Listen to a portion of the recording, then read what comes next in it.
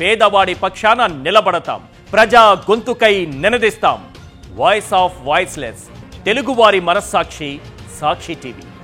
సాక్షి TV ప్రసారాల కోసం మీ స్థానిక cable ఆపరేటర్ను వెంటనే సంప్రదించండి.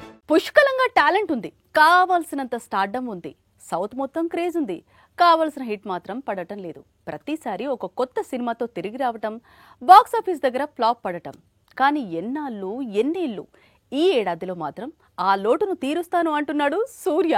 జూలై 23 సూర్య పుట్టినరోజు. అందుకే రెట్రో తర్వాత తమిళంలో సూర్య నటిస్తున్న కొత్త సినిమా కరుప్పు సినిమా టీజర్ ను రిలీజ్ చేశారు. కంగుకు ముందు, రెట్రోకి ముందు సూర్య కంబ్యాక్ ఇస్తాడని చాలా నమ్మకాలు పెట్టుకున్నారు అభిమానులు.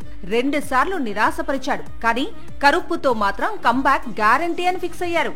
కరుప్పు అంటే నలుపు అని అర్థం. తమిళ హాస్య నటుడు ఆర్జే బాలాజీ ఈ చిత్రానికి దర్శకుడు. సినిమాలో త్రిష కూడా నటిస్తోంది. కాకపోతే టీజర్ లో ఎక్కడా రివీల్ చేయలేదు. కరుప్పు కంటే ముందు బాలాజీ అమ్మోరు తల్లి అనే చిత్రం తీశాడు.